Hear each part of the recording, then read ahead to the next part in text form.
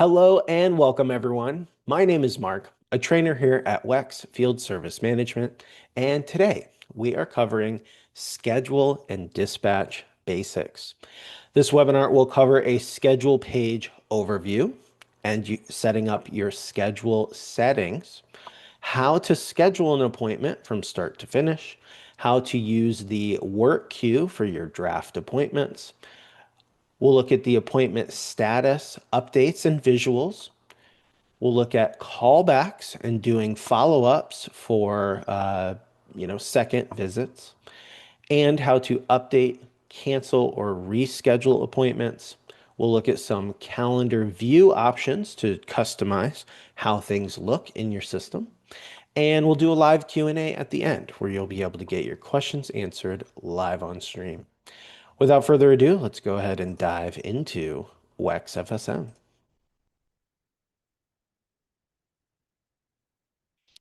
When you first log into your system, the first page that you're brought to is the schedule page. If you notice, on the right side, you have a calendar. This is where you will schedule your appointments and they will show up on this calendar. We call this the dispatch board. And as you add appointments to this board here, they will then sync out to your technicians in the field, allowing the office and the field to communicate very easily and know what's happening for each job. On the left side, we have our work queue, and these are draft appointments that are not quite ready yet to go onto the schedule, but they're here, they have documentation, and are prepped and ready to be scheduled. When you are on this page, we do have something called dispatch groups. And if you look here in the top right, you can see dispatch group. And if I click on this, this gives me a drop down that allows me to select different groups.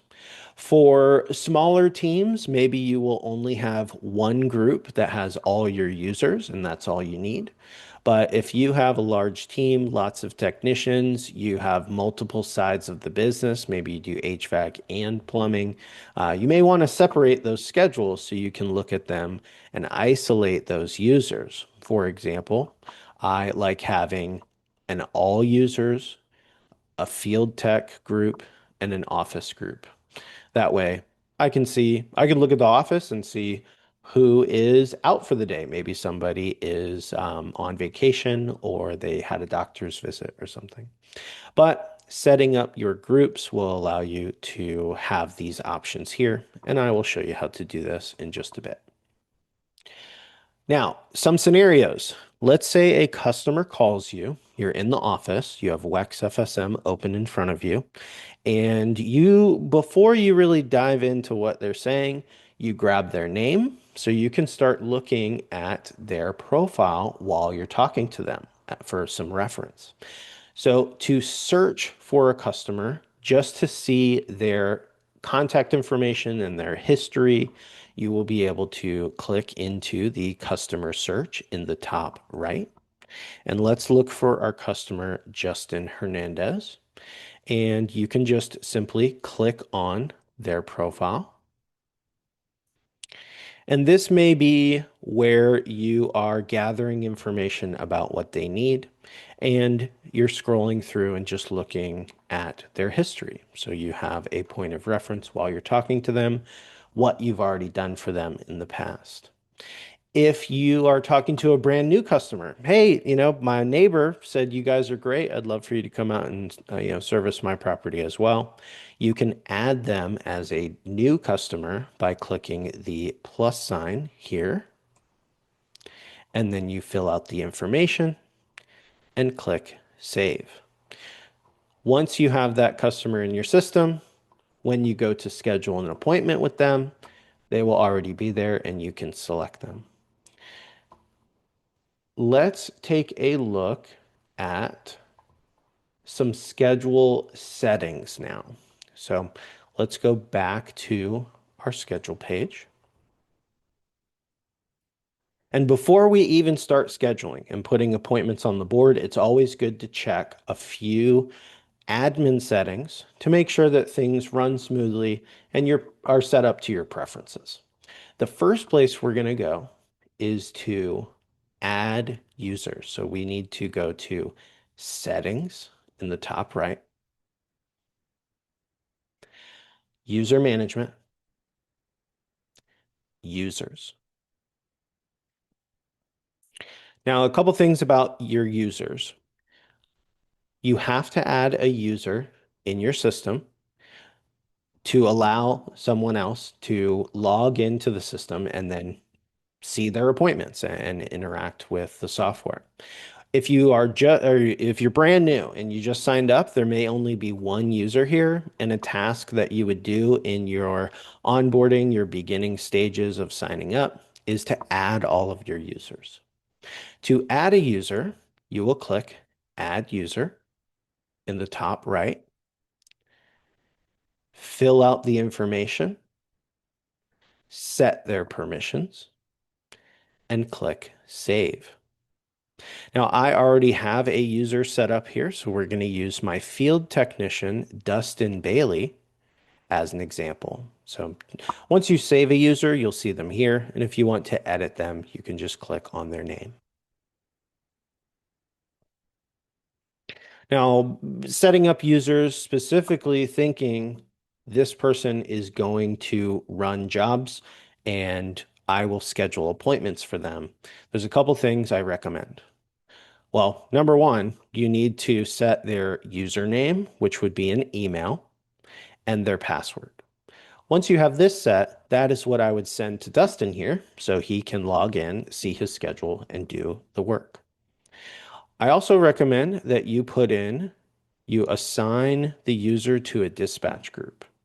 Uh, if there are no groups selected, they will not show up on the schedule page. I've had customers do this before. They go in, they add their whole team, and then they go to the schedule page, and none of them are there because if you don't select a dispatch group, they won't show up over there. So you do need to add them to a group. I have Dustin in my all users group, in my field tech group, and then HVAC, electrical, and repair. Whatever groups you set up will show when you click in the field here. There will be a drop down, and you will just put them in the groups that you want to see them in when you're on the schedule page. I also do recommend setting up a labor cost per hour for this user if they're going to be clocking time on jobs. This is asking, how much does it cost you as a company to pay this user for 1 hour of their service? Enter that here. When Dustin goes out and clocks in for a job, finishes the job, marks it as complete, it will track that time and be able to use that in the profit and loss reporting. If this is empty, Dustin can log in and out and log time on jobs all he wants, but it won't be able to factor in the cost for the work that he's doing, the cost to you. So your profit and loss report will be skewed a bit. So I recommend that for users that are going to run appointments and do jobs, assign them to the dispatch group, and then set their permissions. So the permissions you will set here will just be what you allow them to see, interactions that you allow them to do. And when you're done, click save. Oh, and a final tip, if so, when Dustin's out in the field, you may want him to take payments. And if manually enter cards is set to no, he can't take payments in the field. So let's say Dustin gave me a call and says, "Hey, I've got a card in my hand. I'm ready to take a payment. It's not working. I'm not sure why." This would be the first place I would check. Just make sure that he is turned on to take those payments. All right. So that is setting up your users. You want to get all your users in, and any of them that will be like a field technician who's going to run the jobs, make sure that their preferences are set for that. Next is setting up your dispatch groups. And so to do this, we will go to settings in the top right, user management,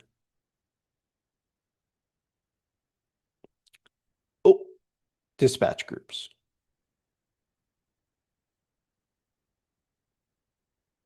This is the dispatch groups admin page. This is where you will set up your groups and assign users. Click Add Dispatch Group to add a new group. Enter the name of the group. This is completely up to you. And then select the users you would like to add. Scroll down and hit Save. Once you do this, it will add the group. And then you will be able to see that reflected on the schedule page. So when I go to the schedule page, anything I add to that admin page over there will then show up here in the dropdown. And when I select the group, it will show the users I've assigned to that group.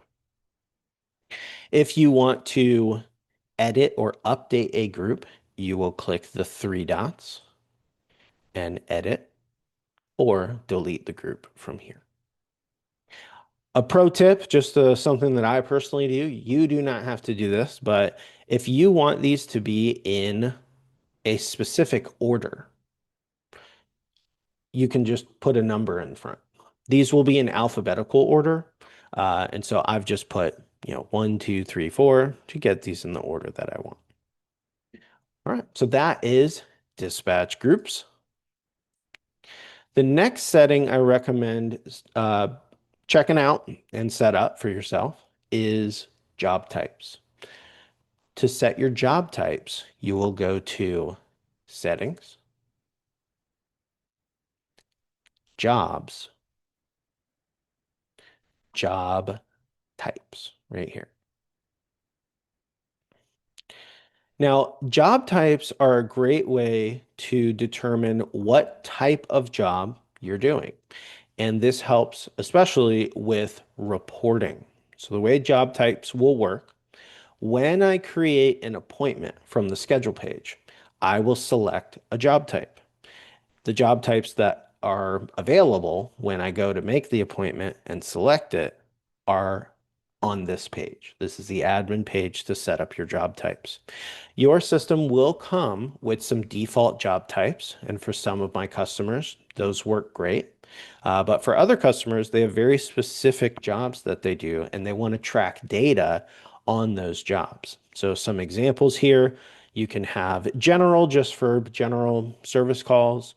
Maybe you want to make a job type called no AC, no heat, if you're in the HVAC industry. Progress billing, maybe you want to track your big jobs that are completed in phases. Track all your repairs, your service, your warranties, your maintenance. Whatever it is, set those up here by clicking New Job Type. Determine the name of the job type. It should be something easily recognizable. And then you can also set the color. When I'm looking at the schedule page and you see the appointments and they're different colors, those colors are what type of job it is. So, let's say that we want to set up install job type. We're going to make our installs green because, installs are making us that money. And then default duration is going to be another good one for scheduling. If I know that my installs usually take longer than my service calls, I can set that duration here. And then when I go to schedule, it will auto-populate the duration. So that's one less thing I have to determine in the moment. It can be a little time saver. Once you're done, click Save, and that will save the job type here. And you'll see when we actually make an appointment today, we will select the job type. So those are the three main things I recommend doing to get set up before you start scheduling. Add your users, set up your dispatch groups, add your job types. Now, let's actually schedule an appointment from scratch. We're going to go back to the schedule page. And there's two main ways that you can begin to create an appointment. I guess technically there's three. So the first way is simply by clicking New. This big red New button means create a new appointment. That will allow me to start a brand new appointment from scratch. If I want it, let's say I'm talking to the customer and I know that I'm going to send Dustin out at 12 p.m. today. I will just click in that box here. And if I click here, I know the date, I know the time, I know the technician. It will look the same here, but once we actually get into the appointment, the date, the time, and the technician will already be pre-selected. So that kind of saves a little time when scheduling as well. And then the third way would be if you have items in your work queue, you can simply drag and drop those onto the schedule page from there. So let's schedule an appointment for 1 p.m. with Dustin. So I will click on the 1 p.m. time slot. And we have two options here for creating an appointment. We have a customer appointment, and then we have other event. Other event is great for creating internal events, things like sales meetings, saying that someone's out for the day, out on vacation. You have different event types here that you can select from, and you can even add your own event type from here. For today's example, we want to schedule with a customer. You can start typing the customer's name, and if they are in your system, you will see them show up here. If they're not in your system, they won't show up. If you need to add a new customer while you're making an appointment, you can simply click the plus button here to create a new customer. It will add a new customer profile into your system and then move you forward to creating the appointment. But we do know Justin Hernandez is a customer, so we're going to click on that name to start creating the appointment. When you are creating this appointment, you will have a lot of different options to customize this. So let's start at the top and just work our way down on this modal. Number one, you can see the customer's name. If you click on this little edit pencil here, you're able to edit the customer details without having to go to the customer page. So let's say I'm making the appointment, I'm talking to a customer, and they say, hey, I actually just got a new phone number. So I'd like to get that updated on my account. You can come here, update that phone number, hit save. You can update addresses, settings and preferences. This is essentially pulling in all the fields from the customer page, and you didn't skip a beat. You didn't have to go to another page. You can just make those edits here. Always make sure that you hit save. I've done that before. I fill out everything, I click away, and it doesn't save. So always click save when you make an adjustment. Let's click back to appointment to get back to the modal. You also have your total customer balance. So this will show how much money this customer currently owes you with, well, I guess really this balance is going to just show any outstanding invoices that they have. And it's a good reference. If you see that they owe you money, maybe you want to bring that up before you schedule another visit with them. Job location is going to be the location that you want your technician to go out to. This may include multiple locations for this customer. You can see here, Justin has some rental properties. And so what you select here is the address that the GPS is going to use for your technician to drive out to the job. If you need to make an edit to the location, you can click the edit pencil here and update as needed. Or you can add a new location. Let's say, the customer says, actually, you know what? I just bought another property. Can we get that added to my account? This is where you would add that. Click the plus button under the quick edit for locations. Next is job. So this is very important. This part right here is how you're going to keep all of your appointments organized. New job means that when I hit schedule, it's going to create a new job. I like to think of it as a job folder, and it's going to put this appointment inside that job. That way, when you go to look at this later, you'll have a job folder with the appointment. If I add a proposal or an invoice from the office, anything that's done out in the field, notes, attachments, they are creating proposals and invoices. Any work that's done for this job will save in that job folder. If this is a callback, let's say this is a second visit and it relates to an original job that you made, let's say 2 weeks ago, you will click the drop down and organize this appointment into that previous job. All previous job folders will show up here that are assigned to the address. So if I change the address, the jobs that are here will change based on the address we select. For today's example, let's say this is we've worked with Justin before, but this is a new issue for him. So we're going to make a new job for this. Job name, it says optional, but I highly recommend you put a job name. This will be a reminder at a glance when you're looking at a list of a ton of jobs. You'll see the job number, but if there's no job name, you won't really know what the job's about. So you have to click into each job and see what's going on. So job name, that would be things like no AC, pull and reset toilet, no heat, or you could just call it service call. The job type, remember we talked about that earlier. This is now just saying what type of job is this? And you would be thinking, how do I want this to show up in reports?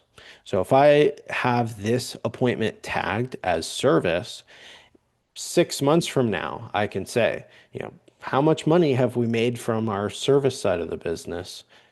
You'll just go to your reports, select the date range, and select the job type. And it's very easy to do that as long as you are setting your job types.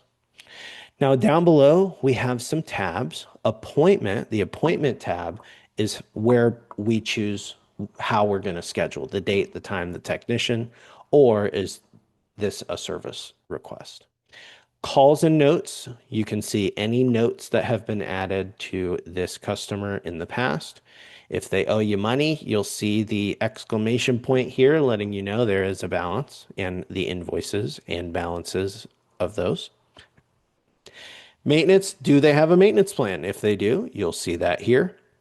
And if you owe them a maintenance service, let's say you're within the service window to send someone out to do the maintenance call, you'll see that here as well. There will be a exclamation point and let you know, it's time to do visit number 1 for this contract. And equipment history is just allowing you to quickly see what equipment they have on location. Let's go ahead and schedule an appointment.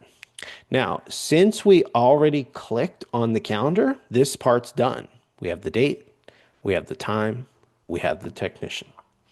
If I want to add an additional technician, let's say Dustin is going to need some help with this one, we'll click the drop down and we'll select who we're going to send. And when I hit schedule, it will put that appointment on both of their calendars. To remove an additional tech, you simply click the little X icon. And then you have notes. This is a great place to put things like gate codes. Do they have cats we need to worry about not letting out of the house?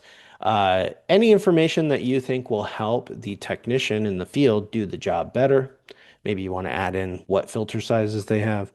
You can put that right here. And this is an internal space.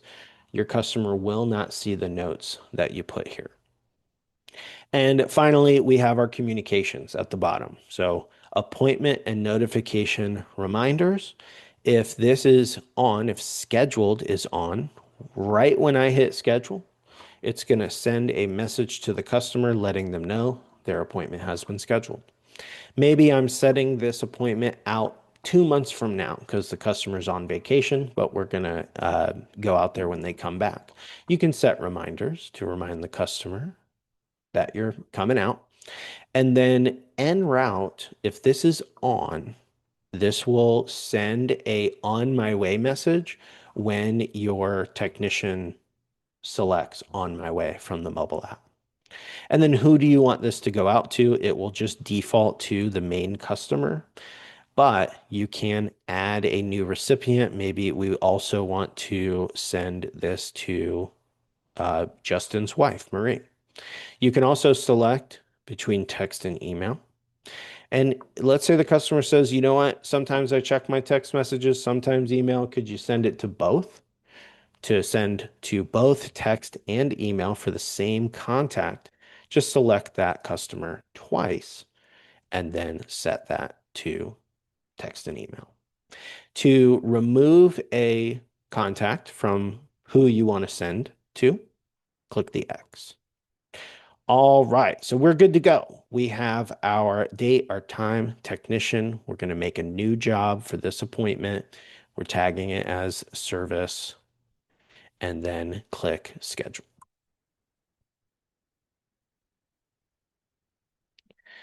And there we go. The schedule, or I'm sorry, the appointment is now on the schedule. I can see that it's red. I know that red means that's a service call. Purple, I know is a maintenance call. So I see Bruce is doing a maintenance right now.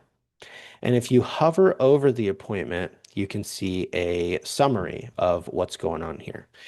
And let me check my notes before we move on.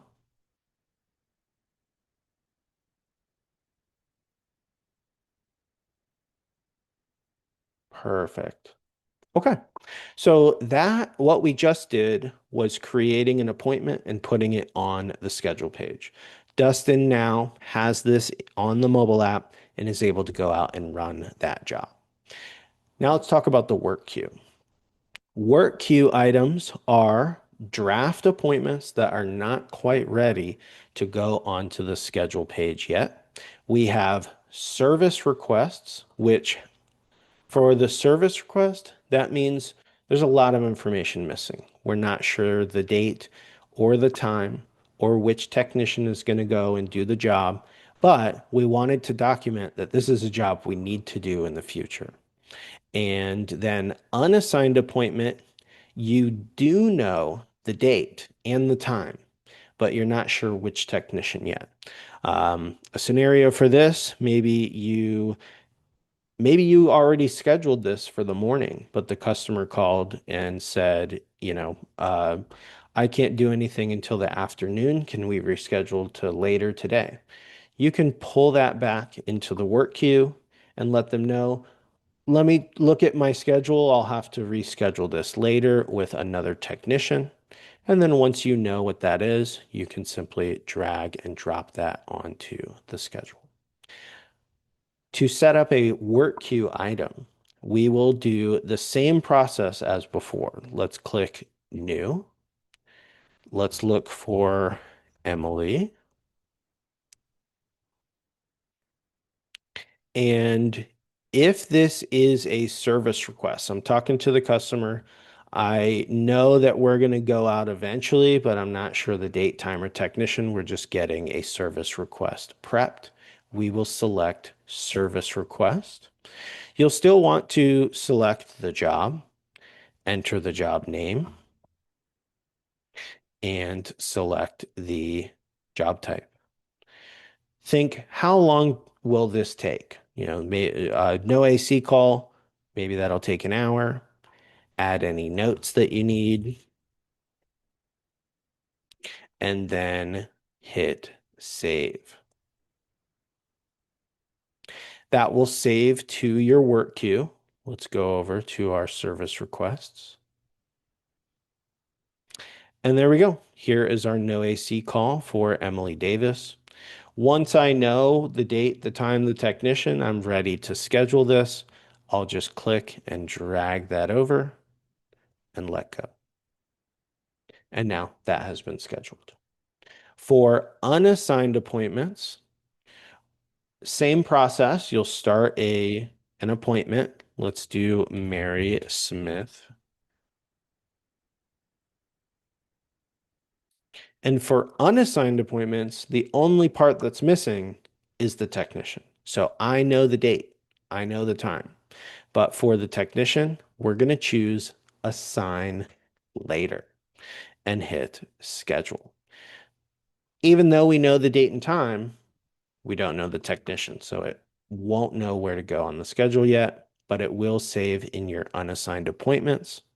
And then same thing. Oh, it looks like Caleb is available. So let's go ahead and drag and drop, make any edits or adjustments as needed, and hit save. When you're hitting save here, you can select to send an appointment update to the customer and click save.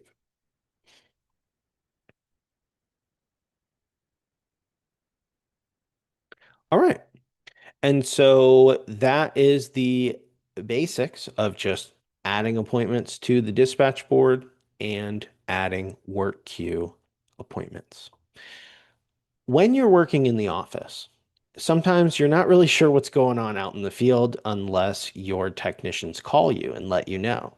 And with WEX FSM, we have some visual indicators that let you know what's going on out there. And let's see an example of this. So let's say for this appointment here, I'm going to hover over the appointment and I'm just going to open up the job here. And what I'm going to show you is actually done by the technician out in the field. So your technicians will need to do the actual clocking in and clocking out uh, on the appointment when they're running it. So this will happen properly for you. But if I don't see anything changing, I just see the appointment here. This means that this appointment has not been started yet. But let's say that Bruce, my technician, he's sitting in the truck, he's ready to drive out to the job.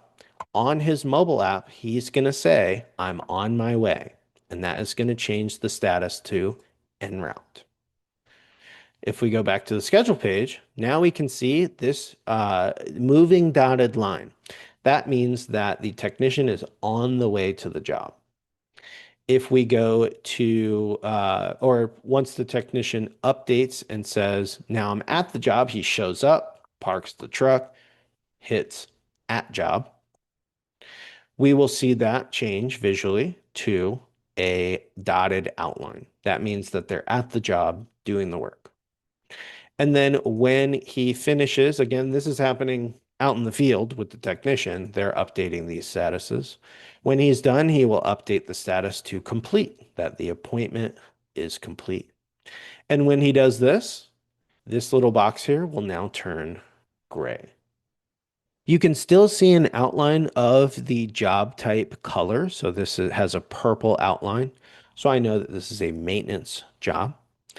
And that's just a great indicator. So throughout the day, you should see moving dotted lines when techs are on the way, dotted outline when they are at the job doing the work, and gray when the out or when the appointment is complete. So as this red timeline goes across or down the page, you should see the appointments turn gray.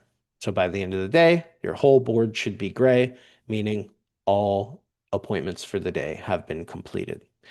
If they miss the appointment, let's say that this appointment was missed. I'm going to hit save. It'll still be the job type color, but it's a little lower opacity. It's almost softer here. So that just means it was missed and there is no time tracked on the job. If that happens, you may want to reach out to your technician. Hey, did you not do this appointment? Or did you just forget to, clock in? Let's say they forgot to clock in. You can simply hover over the appointment, click on the job. So this is the link to the job page. And then when you're on the job page, you can very easily make edits to the actual time that they were out there. So let's scroll down. Each job will have an appointments and service requests section. And we can see we scheduled. The scheduled time is what you would have scheduled in the office. This is what the intended time for this appointment. If it says nothing here, or if it is incorrect, click on the text, and now we can edit. So he was supposed to be there 9 to 10. I'm talking to Dustin. He's like, I did get there a little late, 9:15, but I ended up leaving on time at 10. Let's make that update. So he got there at 9:15 and then left at 10 a.m. and save with the little floppy disk here and X out of there. And now that has been adjusted here. You will also, so if they forgot to clock in and clock out, you'll probably need to change the status too. So you can update the status to complete.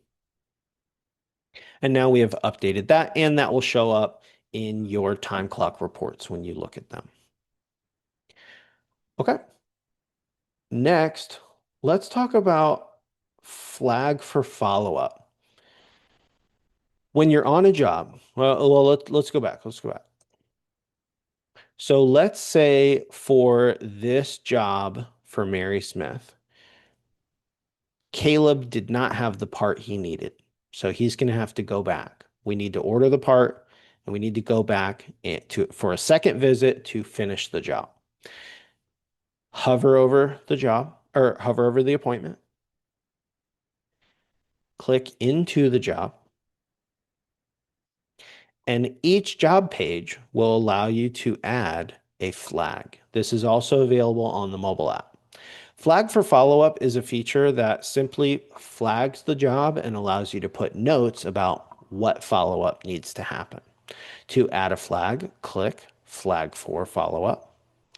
And there's many follow-up examples, endless even. But for today's example, we're doing a part order.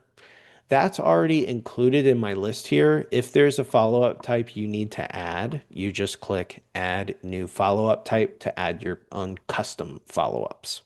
But we'll choose part order today. You can assign these flags. Let's say that we have someone who does all of our ordering for us. I can assign all part order follow-ups to that person. And then when they log in, they can go to the job list, look at their flags only, and have a hit list of, things they need to order. And you can put a due date as well. The notes here are how you know what the flag is about. So, didn't have the part I needed, ordered, will pick up, Friday, and save.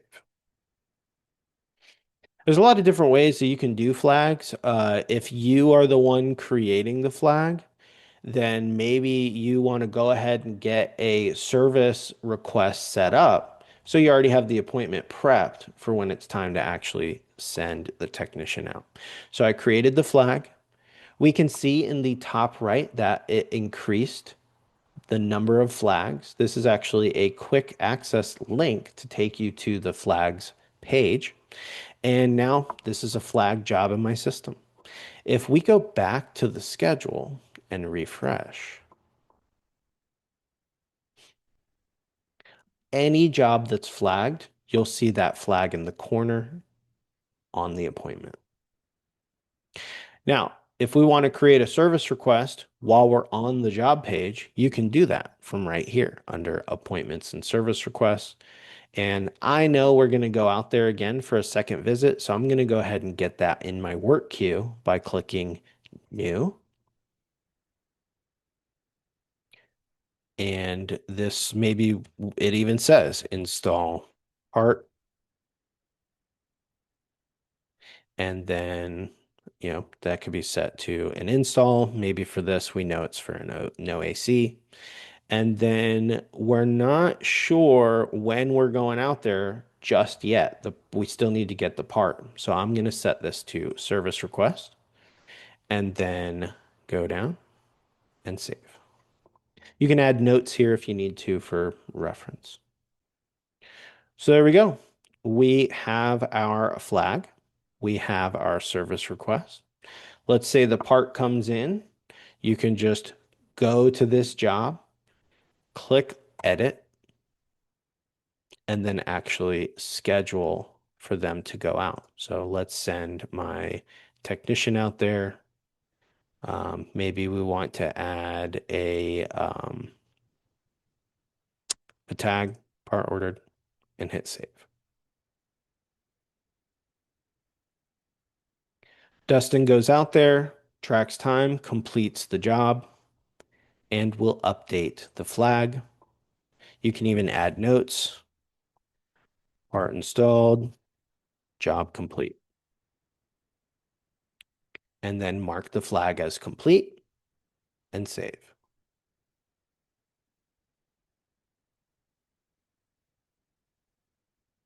And then the place where you are able to see this in bulk, like you could technically manage all your flags for all jobs on the job page for each job. But if you have a lot of flags going on at one time, you'll want to see that in bulk. To do this, you will go to Jobs, Job List.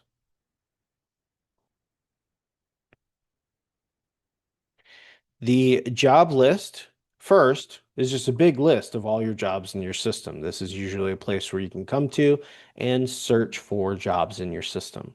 But I personally prefer, or just, I like using this page to look at all my jobs. So I'm going to click Show Flag Jobs Only. And now I've got a list of every job in my system that has a flag.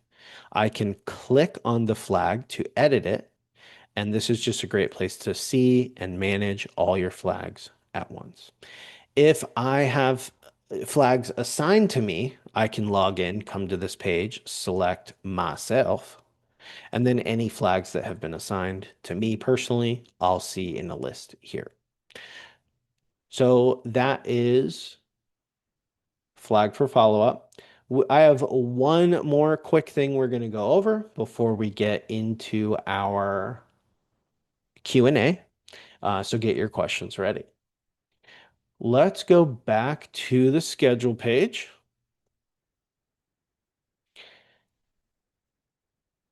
If you want to cancel or unschedule or even delete completely an appointment in your system, you will click on the appointment and then you can make adjustments. And down here it says cancel, unschedule. Unschedule, if I hit save, unschedule, we'll put it in the work queue and we can reschedule it later. Cancel means we do not plan to go out there.